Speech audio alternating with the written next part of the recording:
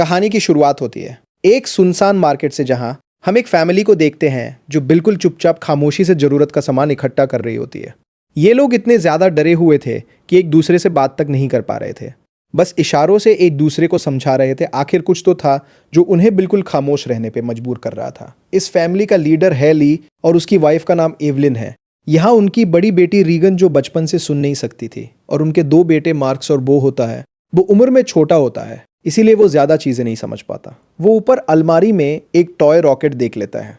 जैसे ही वो रॉकेट को उठाने वाला होता है तो वो रॉकेट उसके हाथ से छूटकर नीचे गिरता है। ये देखकर सबके गले में सांसें अटक जाती है, लेकिन ऐन वक्त पर रीगन जल्दी से उस टॉय रॉकेट को कैच कर लेती है और सबकी जान बचा लेती है। ली सबको इशारों में समझाता है कि शाम होने वाली है, हमें जल्द से जल्द घर लौटना होगा, नहीं तो हम खतरे में पड़ सकते हैं। तभी इनका 4 साल का बेटा वही टॉय रॉकेट फिर से उठा लाया। उसे देखकर सभी दहशत में आ गए, क्योंकि ये रॉकेट बैटरी से चलने वाला था, जिसे ऑन करते ही शोर मच सकता था। ली अपने बेटे के हाथ से वो रॉकेट लेके उसकी बैटरी निकाल कर टेबल पर रख देता है। इसके बाद वो सभी घर के लिए निकलने लगे, लेकिन वो उस रॉकेट को साथ ले जाने की बार बार जिद कर रहा था। इसलिए रीगन चुपके से इस बिना बैटरी वाले रॉकेट को उसके हाथ में थमा देती है और वो भी स्टोर से बाहर आ गई। पर तभी उस बच्चे ने रॉकेट की बैटरियां भी उठा ली। इसके बाद ये चारों लाइन से घर की तरफ निकल पड़े। तब हम देखते हैं कि रोशनियों से चमकने वाला ये शहर कभी गाड़ियों के शोर और इंसानों की भीड़ से भरा रहता, मगर आज ये शहर पूरी तरह से वीरान और सन्नाटे में डूबा हुआ है। यहाँ इंसान तो दूर, बल्कि परिंदों की भी आवाज नहीं सुनाई देती। हर तरफ एक खौफनाक सी खामोशी छाई हुई है। पूरी दुनिया में अब कमतर ही लोग जिंदा बचे हैं, जिनमें ये 5 लोग भी शामिल हैं। यहाँ हम देखते हैं कि उन्होंने लाइन से अपने घर तक रेत बिछाया हुआ है, और ये लोग इस पे नंगे पांव चल रहे थे ताकि कदमों की भी आहट ना हो। वहीं मासूम वो रीगन के पीछे था। वो रॉकेट को लेके बहुत खुश था। तभी वो ने रॉकेट में बैटरी लगाकर उसे ऑन कर दी, जिससे उस रॉकेट में म्यूजिक बजने लगा। रीगन सुन नहीं सकती थी, इसलिए आवाज पर उसका ध्यान ही नहीं गया। लेकिन जब ली और एलन ने उसे सुना तो वो दोनों बहुत ज्यादा घबरा गए। तभी अचानक घने जंगलों के बीच से निकलकर गोली की रफ्तार से भागता एक खौफनाक मॉन्स्टर बो की तरफ बढ़ने लगा। ली जल्दी से खिलौने को बंद करने के लिए बो की तरफ तेजी से दौड़ता है, लेकिन तब तक बहुत देर हो चुकी थी। वो मॉन्स्टर बो को अपने साथ ले गया। उसके बाद हमें 1 साल के बाद का सीन दिखाया जाता है। ली और उसकी फैमिली ने इस हालात में जीना सीख लिया था। ली ने अपने घर में एक रिसर्च रूम बना लिया था, जहां उसने उस मॉन्स्टर के बारे में पूरी जानकारी हासिल कर ली थी। यहाँ हमें पता चलता है कि वो खौफनाक मॉन्स्टर जो बिल्कुल धीमी सी आवाज को भी कई किलोमीटर दूर से डिटेक्ट कर लेता है। अच्छी बात यह थी कि वो मॉन्स्टर पूरी तरह से अंधे थे, लेकिन उनकी सुनने की ताकत इतनी तेज थी कि वे हवा में जरा सी वाइब्रेशन और धीमी से धीमी आवाज को भी महसूस कर सकते थे। अगर कोई इंसान जोर से सांस भी ले तो उसे भी महसूस करके ये मॉन्स्टर बिजली की रफ्तार से उसकी ओर दौड़ पड़ते थे और उस इंसान को कुछ ही सेकंड में खत्म कर देते थे। साथ ही साथ इन मॉन्स्टर्स की चमड़ी लोहे से भी ज्यादा मजबूत थी, जो उन्हें बंदूक की गोली और किसी भी हथियार से प्रोटेक्ट करती थी। दरअसल आज से 1 साल पहले ये मॉन्स्टर स्पेस से आए एक मेट्रॉइड के जरिए इस धरती पर आए।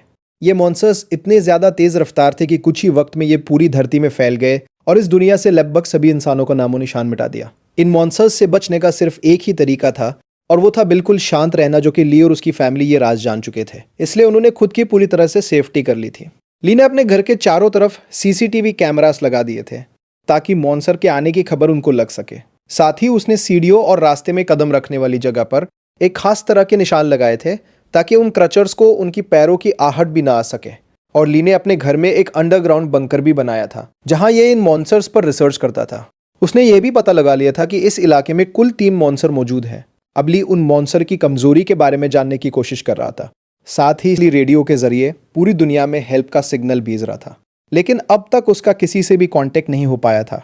यहाँ हमें पता चलता है कि एलन प्रेग्नेंट है और जल्द ही वो एक बच्चे को जन्म देने वाली है। अब क्योंकि ये बच्चा पैदा होने पर रोने लगेगा, इसलिए उन्होंने अपने आने वाले बच्चे के लिए एक साउंड प्रूफ बॉक्स बना लिया है, ताकि जब भी अगर बच्चा रोए तो उसके मुंह पर ऑक्सीजन मास्क रखकर उसे उस बॉक्स में छुपा दे, जिससे उस मॉन्स्टर को बच्चे की रोने की आवाज़ नहीं आएगी। इस मुश्किल हालात में मॉन्स्टर से बचने के लिए रेडी रहना बहुत ज़रूरी था, लेकिन ली की बड़ी बेटी रेगन सुन नहीं सकती थी और ये कमी उसके लिए एक बड़ी मुसीबत बन सकती थी। इसलिए ली इसकी इस कमी को दूर करने की कोशिश में था। ली वो एम्पलीफायर रेगन को दे देता है, लेकिन रेगन इस एम्पलीफायर को लेकर खुश नहीं थी, क्योंकि उसे लगता था कि हमेशा की तरह ये एम्पलीफायर भी काम नहीं करेगा। क्योंकि ली अपनी बेटी रेगन के लिए पहले भी कई एम्पलीफायर को गिरा देती है, लेकिन जब वो उस एम्पलीफायर को टेस्ट करती है तो ये एम्पलीफायर काम कर रहा होता है। बाहरी दुनिया की आवाज सुनते ही वो खुशी के मारे रोने लगती है और साथ में रेगन को अपने छोटे भाई की याद भी आती है। रेगन आज भी खुद को अपने भाई की मौत का जिम्मेदार ठहराती है। इससे लगता है कि अगर उस दिन वो अपने भाई को टॉय रॉकेट नहीं देती तो आज उसका भाई जिंदा होता। रेगन अपने पिता के काम में हाथ बटाकर खुद को साबित करना चाहती थी, इसलिए रेगन अपने पिता के अंडरग्राउंड बंकर की तरफ जाने लगती है। लेकिन तभी उसके पिता उसे रोक लेते हैं और उसे अंदर जाने से मना कर देते हैं, क्योंकि 1 साल पहले रेगन के अपने छोटे भाई को टॉय रॉकेट देने की गलती की वजह से अब वो रेगन पर बिल्कुल भी भरोसा नहीं करता। उसे डर लगता है कि नीचे अंडरग्राउंड बंकर में माइक्रोफोन, रेडियो और भी कई सारी चीजें हैं। अगर गलती से भी रेगन का हाथ किसी ऐसी चीज के साथ लग गया जो साउंड क्रिएट करती हो तो हमारी जान खतरे में पड़ सकती है। अगले दिन ली अपने बेटे मार्क्स के साथ मछलियां पकड़ने नदी पर जा रहा होता है। रेगन भी उनके साथ जाना चाहती थी। रेगन ली से रिक्वेस्ट करती है कि पा प्लीज मुझे भी अपने साथ ले चलो, पर ली ने उसे अपने साथ ले जाने से मना कर दिया। वो रेगन से कहता है कि तुम्हारी माँ घर पर अकेली है, इसलिए तुम घर पर अपनी माँ का ख्याल रखो। जिसके बाद ली मार्क्स के साथ नदी की तरफ निकल गया। ये बात रेगन को बहुत ज्यादा बुरी लगती है। उसे लगता है कि उसके पिता उसे प्यार नहीं करते, इसलिए वो अपना बैग पैक करके वो भी घर से कहीं निकल गई और सीधा उस जगह पर आई जहां पर उसके भाई को मॉन्स्टर ने मार डाला था। वो अपने भाई के कब्र के पास लेटकर रोने लगती है और कुछ ही देर में यहीं पर रेगन की आंख लग जाती है। दूसरी तरफ एलिन घर पर बिल्कुल अकेली थी। कुछ देर बाद वो बेसमेंट से कपड़े धोकर उन्हें बोरी में भरकर बाहर ले जा रही थी। तभी सीढ़ी पर लगा एक कील उस बोरी में फंसकर सीधा हो गया। वो नुकीला कील ठीक उनके पैर रखने की निशान पे था, पर एलिन उसे देख नहीं पाई। उधर ली और मार्क्स मछली पकड़ने में लगे थे। कुछ देर बाद ली अपने बेटे मार्क्स को एक झरने के पास ले आता है और ली अपने बेटे से कहता है कि यहाँ तुम बात कर सकते हो, क्योंकि पानी के झरने की वजह से तुम्हारी आवाज उसमें हाइड हो जाएगी और तुम्हारी आवाज उस मॉन्स्टर तक नहीं पहुंच पाएगी। अब तुम खुलकर बात कर सकते हो। वो दोनों झरने के पास बैठकर बातें करने लगते हैं। मार्क्स पूछता है क्या वो बो की मौत का जिम्मेदार रेगन को मानते हैं, जिस पर ली जवाब देता है कि जो कुछ भी बो के साथ हुआ उसमें किसी की भी गलती नहीं थी। लेकिन मार्क्स ली को बताता है कि रेगन आज भी बो की मौत का जिम्मेदार खुद को ठहराती है, इसलिए तुम्हें रेगन को यह बात बतानी चाहिए कि उस दिन तुम्हारी कोई गलती नहीं थी। इसी दौरान एलिन ने अपने मर चुके बेटे की तस्वीर लिए उसकी याद में आंसू बहा रही थी। तभी अचानक उसे लेबर पेन शुरू हो गया, यानी कि उसकी डिलीवरी का टाइम आ चुका था। वो फोटो फ्रेम हाथ में लिए हुए जल्दी से बेसमेंट की तरफ जाने लगी, पर तभी सीढ़ियों से नीचे उतरने की जल्दी में उसका पैर उस नुकीले कील पर धंस गया। एलिन दर्द से तड़प उठी, पर उसने अपने मुंह से आवाज नहीं निकाली, लेकिन उसके हाथ से उसके बेटे का फोटो फ्रेम छूट गया और तेज आवाज के साथ नीचे गिरकर टूट जाता है। एवलिन ने जैसे तैसे करके अपने पैर को खींचकर उस कील से बाहर निकाला। इस दौरान उसे इतनी तकलीफ हुई कि उसका चेहरा पूरी तरह से लाल हो गया, लेकिन वो खुद पर काबू रखते हुए अपने मुंह से आ तक नहीं निकालती, क्योंकि उसे पता था कि आवाज निकालने का मतलब अपनी मौत को दावत देना है। वो लंगड़ाती हुई नीचे आकर लाइट का स्विच ऑन करती है, जिससे बाहर रेड लाइट जल पड़ी। अब वो वापस ऊपर की तरफ लौटने लगी, पर तभी उसने कुछ देखा जिससे उसके गले में सांस अटक गई। असल में वो मॉन्स्टर उसके घर तक पहुंच चुका था। दरअसल जब एलिन के हाथ से वो फोटो फ्रेम गिर गया था तो उस आवाज को मॉन्स्टर ने सुन लिया था। डर से कांपती एवन दीवार के पीछे छिप गई। दूसरी तरफ ली और मार्क्स मछलियां पकड़कर घर वापस लौट रहे थे। तभी दूर से उन्होंने देखा कि घर के चारों ओर रेड लाइट जल रही है। ली समझ गया कि एलिन खतरे में है। वो तुरंत घर की तरफ भागा। उधर बेसमेंट में छिपी एवन डर के मारे कांप रही थी और वो मॉन्स्टर उसे घर के हर एक कोने में ढूंढ रहा था। तभी एलिन को बेसमेंट में एक टाइमर मिला। यहाँ एलिन समझदारी से काम लेते हुए उस टाइमर में कुछ सेकंड्स का टाइम सेट करके उसे एक कोने में रख देती है और जल्दी से एक दूसरे कोने में आकर छुप जाती है। इतने में वो मॉन्स्टर वहां हलचल वाली जगह की तरफ बढ़ने लगा। वो एलिन के काफी करीब था। एक तो एलिन को लेबर पेन हो रहा था और दूसरा उस मॉन्स्टर का डर था, लेकिन एलिन अपने आप को पूरी तरह से कंट्रोल करके बिल्कुल चुपचाप बैठ जाती है। तभी टाइमर में अलार्म बजा, जिसे सुनते ही वो मॉन्स्टर तेजी से अंडरग्राउंड बेसमेंट से बाहर निकली। पर वो जैसे ही मेन डोर से बाहर निकलने वाली थी तो उसने देखा कि एक और मॉन्स्टर घर के बाहर यहाँ वहाँ घूम रहा है, इसलिए इवलिन वहीं पर दीवार के साथ छिप गई। उधर ली मार्क्स के साथ दूर से ये सब कुछ देख रहा था। ली समझ गया कि अगर मैं अपनी बीवी को बचाने के लिए घर पर जाऊंगा तो मैं अपनी बीवी को बचाने के बजाय हम दोनों की जान जा सकती है, क्योंकि उस मॉन्स्टर की बॉडी इतनी सख्त है कि उसे बंदूक से मार पाना इम्पॉसिबल है। इसलिए वो अपने पहले से बनाए हुए एक प्लान पर काम करने लगा। ली ने जल्दी से मार्क्स को टॉर्च दिया और उसे जल्दी फ्लेयर रॉकेट चलाने को कहा, जो उन्होंने घर से दूर एक जगह पर पहले ही वहां सेट कर रखे थे। जिसके बाद मार्क्स तेजी से रॉकेट की तरफ भाग निकल। दूसरी तरफ एवलिन ऊपरी मंजिल में मौजूद बाथ टब में भाग आई। वो बहुत ज्यादा तकलीफ में थी। अब वो और ज्यादा देर तक बच्चे को रोक नहीं सकती थी। वो बस बच्चे को जन्म देने ही वाली थी कि उसकी सिसकियों की आवाज को महसूस करता हुआ वो मॉन्स्टर बाथरूम के करीब आ चुका था। एलन को समझ आ चुका था कि अब जिंदा बच पाना नामुमकिन है। तभी उधर मार्कस ने रॉकेट्स चला दिए, जिससे आसमान में तेज आवाज के साथ फ्लेयर शुरू हो गई, जिसे सुनकर वह मॉन्स्टर एलन को यहीं पर छोड़कर तेजी से उस आवाज की तरफ भागा और उसी पल दर्द को दबाए बैठी। एलन जोर से चीख पड़ी, जिसकी आवाज रॉकेट्स के शोर में दब जाती है। ये रॉकेट्स का शोर और लाइट्स दूर से रेगन भी देख लेती है और वो घर की तरफ निकल पड़ती है। थोड़ी देर बाद ली बंदूक लेकर घर के अंदर आया। उसने देखा कि सीढ़ियों पर पैरों के खून के निशान लगे हुए हैं। वो उन निशानों का पीछा करते हुए बाथरूम तक पहुंच जाता है। वहां पहुंचकर वो देखता है कि बाथटब खून से लाल है। वो समझ गया कि एलिन भी उस मॉन्स्टर का शिकार हो चुकी है। वो आंसू बहाता हुआ वहीं बैठ गया, पर तभी शावर रूम के कांच पर किसी ने हाथ रखा। वो कोई और नहीं बल्कि एलिन ही थी। एलिन ने इस मुश्किल हालात में भी खुद को संभाल कर एक बेटे को जन्म दिया था। एलिन को जिंदा पाकर ली की आंखें खुली की खुली रह गई। अब इससे पहले कि बच्चे की रोने की आवाज आती, ली तुरंत एलिन और बच्चे को उठाकर अंडरग्राउंड रूम में ले आया, जिसके बेसमेंट में उन्होंने बच्चे के लिए साउंड प्रूफ बॉक्स बनाया था। लेकिन बेसमेंट में घुसने से पहले ही बच्चे ने रोना शुरू कर दिया, जिसे सुनकर वो मॉन्स्टर तेजी से उनकी ओर आने लगा। ली जल्दी से अंडरग्राउंड रूम में घुसा और दरवाजे को एक मोटे मैट्रेस से ढक दिया। ली ने फौरन बच्चे के मुंह पर ऑक्सीजन मास्क लगाया और उसे बॉक्स में बंद कर दिया, जिससे उसके रोने की आवाज बंद हो गई।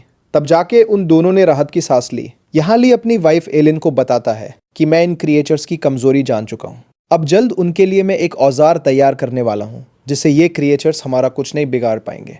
इसी दौरान दूसरी ओर रेगिन भी घर लौट रही थी। तभी उसे खेतों के बीच एक लाइट जलती हुई नजर आई। रेगिन जल्दी से उस लाइट के पास आने लगी, लेकिन वो इस बात से अनजान थी कि एक मॉन्स्टर उसकी कदमों के आहट से उसके पीछे चलता आ रहा था। जैसे ही वो मॉन्स्टर रेगन को मारने के लिए उसके काफी करीब आया, तभी अचानक रेगन की कान की मशीन से एक नुकीली और तेज फ्रीक्वेंसी निकलने लगी। इस नुकीली आवाज से वो मॉन्स्टर तड़पने लग जाता है, जैसे ये आवाज उस मॉन्स्टर के कान के अंदर सुई की तरह चुभ रही हो। इस आवाज को ये मॉन्स्टर ज्यादा देर तक बर्दाश्त नहीं कर पाता और जल्दी वहां से भाग गया। वहीं ये आवाज रेगन के कानों को भी चुभ रही, पर जैसे ही वो मॉन्स्टर वहां से भागा, रेगिन के कान में तकलीफ बंद हो गई।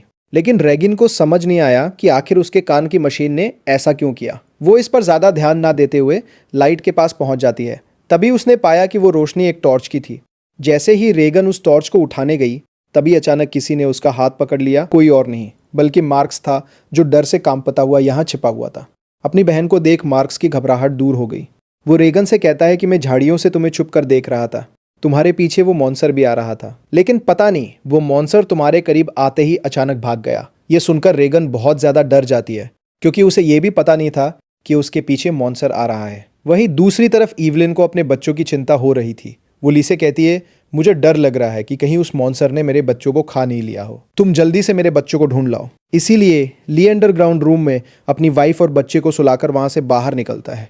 पहले वो यहाँ वहां खतरा ढूंढने लगता है, मगर अब वो मॉन्स्टर भी वहां से जा चुका था। पर उसने पूरा घर तहस नहस कर दिया था, जिससे वहां मौजूद पानी का एक पाइप भी टूट गया था और पानी सीधा नीचे अंडरग्राउंड रूम में जा रहा था। लेकिन ली का इस पर ध्यान नहीं गया और वो बच्चों को ढूंढने खेतों की ओर निकल पड़ा। इस दौरान उधर मार्क्स और रेगन अनाज रखने वाली टंकी के ऊपर छिपे हुए थे और आग लगा लेते हैं, ताकि इस आग को देखकर उनके पिता यहाँ वहां ढूंढने लगता है। कुछ देर बाद पानी के शोर से एलिन की आंख खुल जाती है। उसने देखा कि पूरा बेसमेंट पानी से भर चुका था। पानी ऊपर से झरने की तरह बहकर नीचे आ रहा था।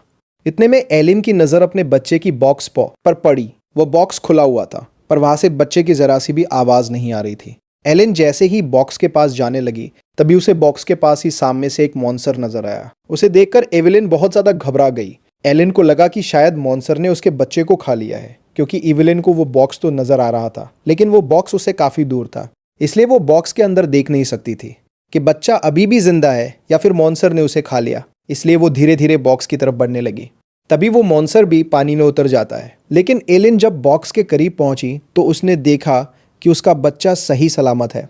खुशकिस्मती से बच्चे ने आवाज नहीं किया था, जिस वजह से उसकी जान बच गई थी।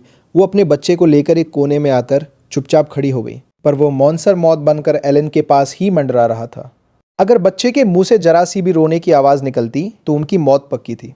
दूसरी ओर रेगन और मार्क्स अपने पिता का इंतजार करते करते थक चुके थे। रेगन को लगता है कि उनके पिता उन्हें बचाने के लिए नहीं आएंगे। अब वो अकेले ही घर जाना चाहती थी।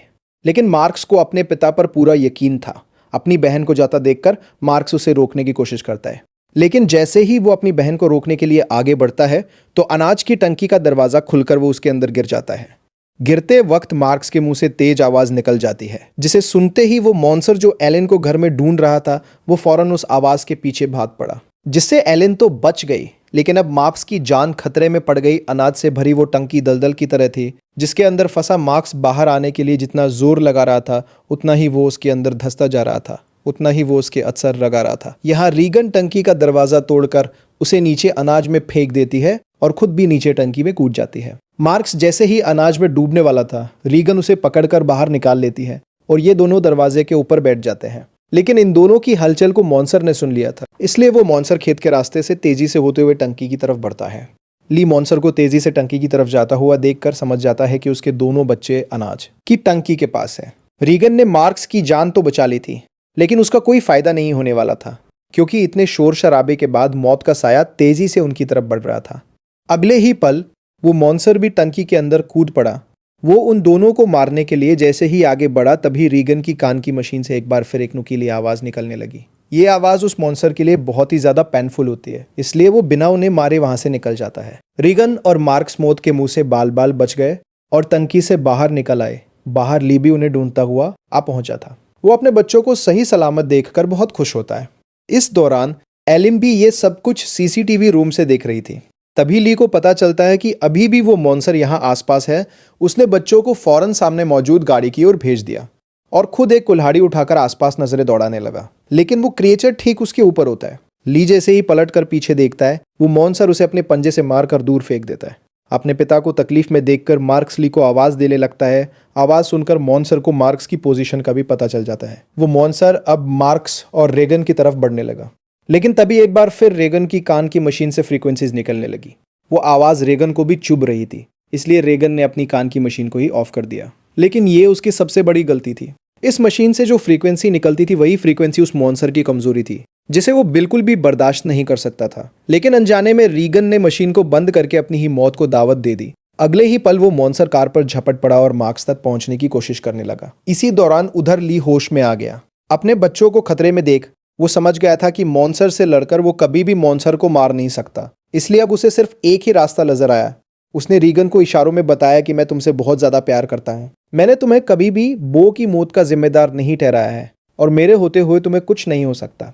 जिसके बाद ली जोर से चिल्लाने लगा। उसे सुन वो मॉन्स्टर ली की तरफ दौड़ पड़ा और एक ही झटके में उसे चीर फाड़ कर रख दिया। अब अपने पिता को मरता हुआ देखकर रीगन को बहुत ज्यादा दुख होता है, क्योंकि पहले उसे लगता था कि उसके पिता उससे प्यार नहीं करते, लेकिन अब उसे रियलाइज हुआ कि वे गलत थी। ली को मारने के बाद वो मॉन्स्टर वहां से चला जाता है। दूसरी तरफ एलिन भी ये सब कुछ सीसीटीवी के जरिए देख रही। तब रेगन उसी वक्त गाड़ी स्टार्ट करके अपने भाई के साथ घर आ पहुंचती है। एलिन ने अपने बच्चों को सही सलामत देखते ही सीने से लगा लिया।